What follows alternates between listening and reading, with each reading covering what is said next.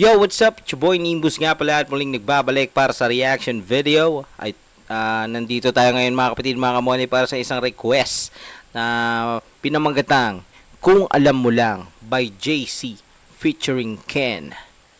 Diba? So, ayun mga kapatid, mga kamonay, alam na kung tungkol saan to dahil may mga pusong biyak dito, diba? Mga pusong wasak. So, ayun mga kapatid, mga kamonay, hindi na natin papatagalin to. Intro.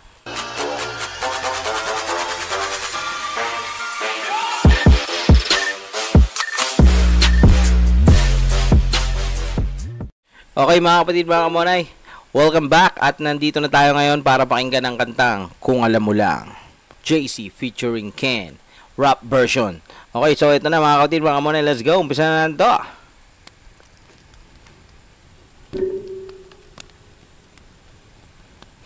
Marshall Records, shout out. Republican Empire, syempre. Alright. Umpisa pa lang ramdam na. Alright, Kung Alam Mo Lang by JC featuring Ken.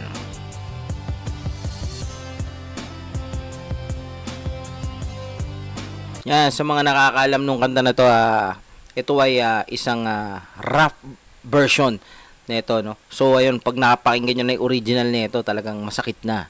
So siguro mas pasasakitin pa nila. So ayan, tingnan natin mga kapatid, mga kamonay.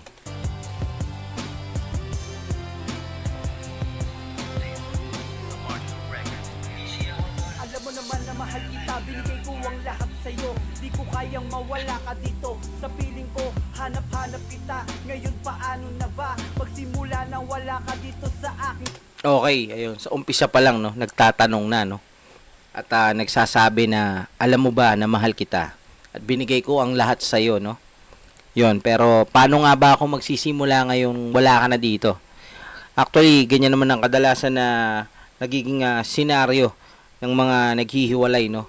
Diba, syempre, mahal mo pa at binigay mo naman ang lahat sa kanya. At yun ang laging tanong ng mga taong na iiwan, no? Na paano nga ba ang magsisimula? Diba? So, ano ba ang dapat natin gawin? So, ayun, pakinggan natin to mga kapatid, mga kamonay.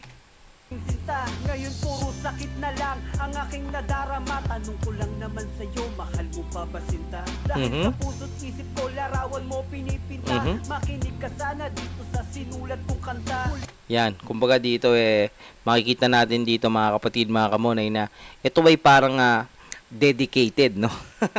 Dahil dito sinasabi niya makinig ka sana dito sa sinulat kong kanta.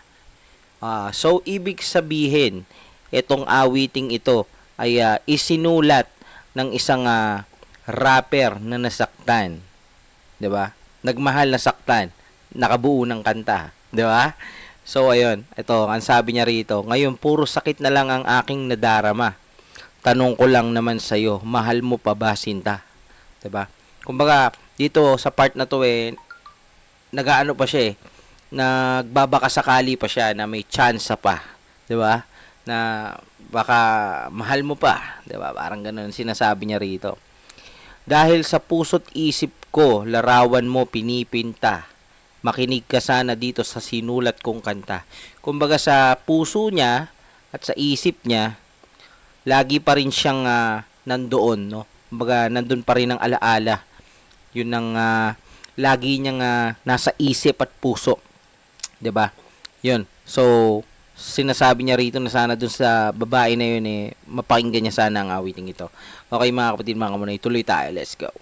Larawan mo pinipinta, makinig ka sana dito sa sinulat kong kanta. Huli ko sasabihin to at hindi na magbabago kahit na paulit-ulit ikaw ang laman nito. Walang tigil sa pag-iyak, gabi-gabing umangawa. Alam mo ba, sobra na, miss na nga kita.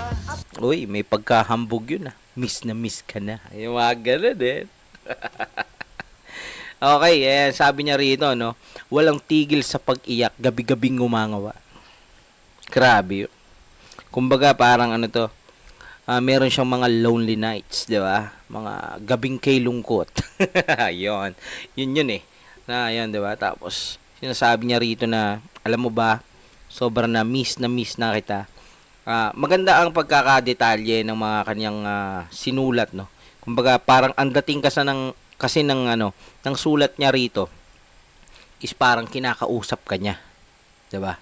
Parang ganoon yung dating. Okay, so tuloy natin. Gabi-gabing umangawa, alam mo ba, sobra na, miss na nga kita. 'Yon, 'di ba? Kumbaga parang gusto niya na, kaya sinabi niya nung una na pakinggan sana nung babae. Parang dinedirekta niya kasi dito no. Galing ng atake. At hindi ko matanggap, masaya ka na sa piling niya. Hindi nagparamdam at bigla kang nawala. So meron ng iba. Meron na palang iba, no? Kasi ayun, 'di ba? Hindi ko matanggap, masaya ka na sa piling niya. Biglang hindi nagparamdam at bigla kang nawala. Ano ba ang nagawa, 'di ba? Wala naman sinta, pero bakit ba ganito ginawa mo? Ginawa mo ng tanga. So ayun, ang nangyari pala is nagkaroon ng third party, no? At yun nga, at sinasabi niya rito na sana maging masaya ka. Hindi niya matanggap na masaya ka na sa feeling niya. Kumbaga na masaya na yung babae sa feeling nung isang guy, parang gano'n. Sige, tuloy natin. Ano ba ang nagawa? Di ba wala naman sinta? Pero bakit ba? Grabe yun, wala ka namang ginagawa tapos iiwan ka. Napaka hurtables. Ginawa mo ng tanga. Okay. So, ang hook ba nito ay si Ken of Pomelo. Yun. Kasi, I think yun JC of Republican sa verses. At si Ken of Pomelo sa chorus. Kung tama ako, paki-comment na lang. So, I think si Ken to.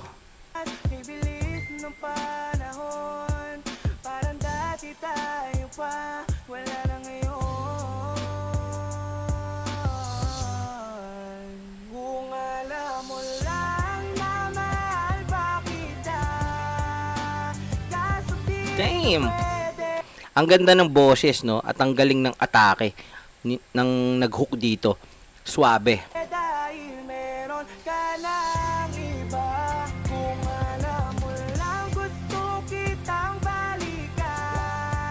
Tsaka yung feelings niya, the way sa pagkanta talaga namang damang-dama natin, mga kapatid, mga kamonay. Ouch! May mahal ng iba. Saklap nun.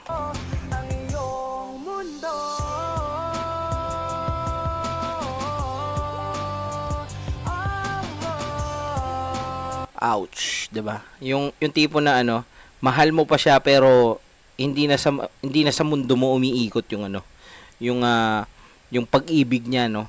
So wala nang chance, parang ganun. It hurts. It hurtables. Okay, tuloy natin, mga kapatid, mga kamonay. Isang napakalupit na awitin. Ngayon sabihin mo sa akin, ano bang naging mali? Hindi makangiti, punong-puno ng bighati ng puso kong ito. Ano ba ang kasalanan? Tanong ko sa isipan na hindi ko malunas. Okay, ayan. Sabi niya rito, sabihin mo sa akin ano bang naging mali. Dahil hindi makangiti, punong-puno ng bighati. Kumbaga naghahanap siya ng mga sagot sa mga katanungan ng puso niya, 'di ba? Kasi ganyan tayo, mga kapatid, mga kamonay, na pagka tayo dumadanas ng isang pighati o pagkirot o pagdurugo ng ating mga puso. Ayun, mga kapatid, mga kamonay, para ako naging dito, love advisor. Ayun, syempre pagka ganun ang nangyayari, syempre nagtatanong ang mga puso natin kung ano nga ba ang nagawa nating mali. So ayun, tinatanong niya rito yung babae kung ano nga ba ang naging mali, at naghahanap siya ng kasagutan dahil hindi na siya makangiti dahil puno na ng sakit at pighati ang kanyang puso, no. So ayun, ano nga ba ang kasalanan? Tanong ko sa isipan na hindi ko malunasan. Yun. Natanging ang makakasagot lamang niyan ay yung babaeng nanakit sa iyo. 'Di ba? Okay, so tuloy natin, mga kapatid, mga kamonay. Let's go. Sadyang manhid ka lang at sanay ka manakit, kaya heto ako O sadyang manhid ka lang at sanay kang manakit. O, di ba? Actually, kadalasan kasi ng mga babae, ganyan talaga sila. Kumbaga, sanay na sila. Kumbaga, sanay na silang manakit. Tsaka, manhid na yung mga yan. Kumbaga, mga puso na nila bato na. 'Di ba? Sanay na silang manakit ng mga kalalakihan. Yeah. Kaya heto ako ngayon, puro luha ang nakamit. Pinaasa mo ako sa iyong mga pangako na walang iba sa puso mo, pero ako'y ginago. 'Di ba? Kadalasan, ganyan na nangyayari sa sitwasyon ng magkarelasyon, no? Ng babae at lalaki. Nakadalasan ng mga babae ganyan. Nangangako na walang iba, pero yung pala, uma-underground. May ka-chat na iba. Inaasa mo ako sa iyong mga pangako na walang iba sa puso mo, pero ako'y ginago. Sana di Ginago talaga. Ang sakit nun, mamen. na lang nagbago para di ako ganto. Tangina, ang sakit, ba't ang tanga-tanga ko? Ayun na, ito na. Ito na, nasasaktan na siya dito sa pag-rap niya rito, no? Napapamura na eh. Okay, and napamura na siya, no? So, ang sakit, pat ang tanga-tanga ko. Binigay ko ang lahat at wala nang natira. Yun. So, ibig sabihin, ito na yung part na ibubuhos niya na yung kanyang hurting emotions dito sa awiting ito, no? 'Di ba? Kasi kadalasan lahat ng nagmamahal nagiging tanga. Totoo 'yan, mga kapatid, mga kamonay. Dahil lahat ng nagmamahal ay nagpapakatanga. That's the reality. So ayan, tuloy natin, mga kapatid, mga kamonay. Let's go. Binigay ko ang lahat at wala nang natira. At sagad na ko, alam mo ba sinta? Jeez! Pang nababaliw, kakaisip sa iyo. Oh, daig ko pang nababaliw, kakaisip sa'yo. It's so crazy! Ako'y litong-lito, kaya paano na ba to? Mata ko ang nagsasabing, tama na, pwede ba, bumalik ka na sinta. Yan, so ayan, gusto niya pang bumalik, no? Gusto niya pa rin talagang bumalik yung babae kasi mahal niya pa rin, no? Dito lang may napansin lang ako, mata ko ang nagsasabing tama na. Yan. Ano ba yun? Nagsasalita yung mata mo.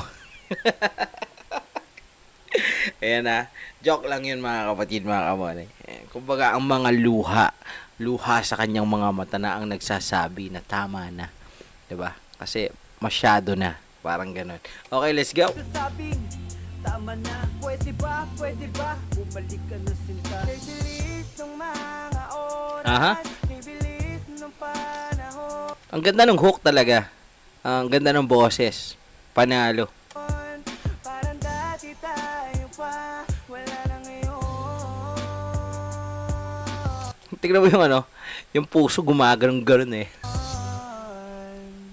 Alam mo lang na mahal pa kita. Let's go! Na pwede. Ang sakit-sakit nun, mga kapatid, mga kamonay, no? Yung mahal mo pa siya pero meron na siyang iba. Ouch!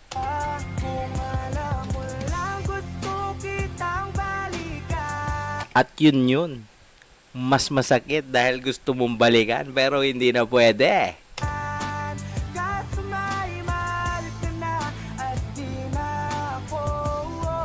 Ang iyong mundo. Grabe.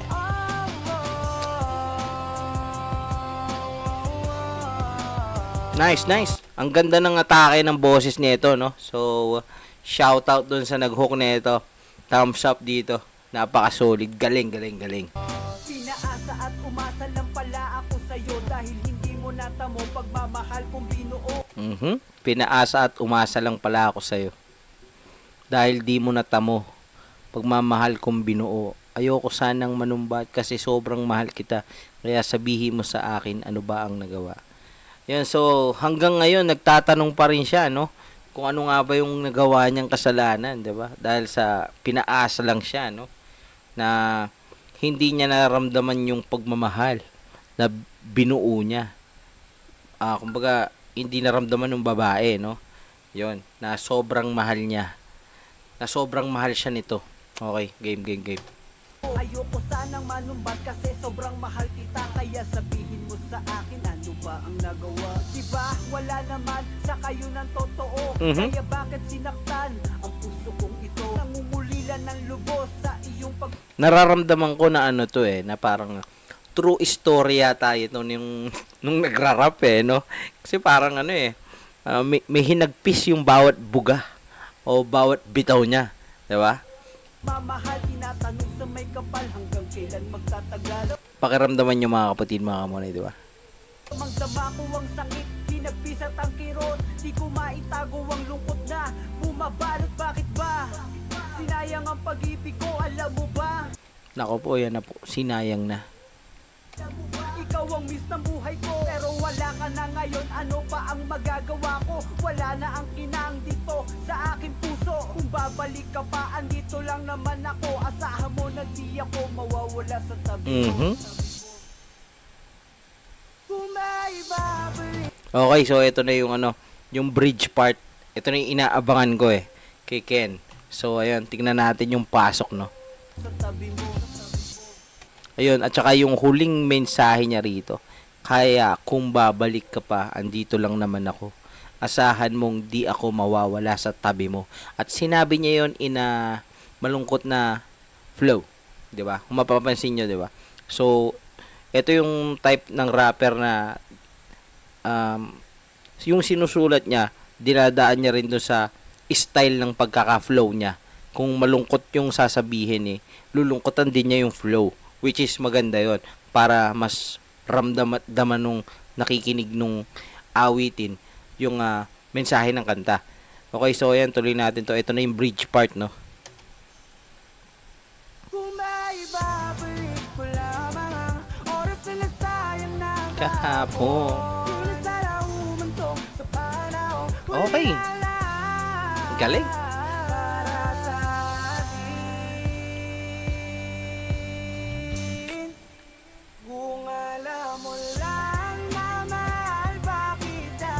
Sheesh.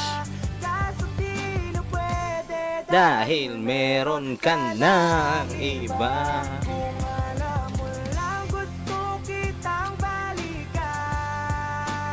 Kaso ay mahal ka na. At di na ako ang iyong mundo.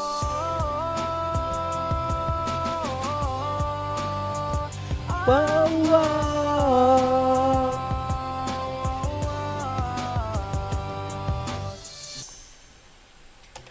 Okay mga kapatid, mga kamona, yun. Napakatindi ng ending ng awitin na yun. At napaka-solid.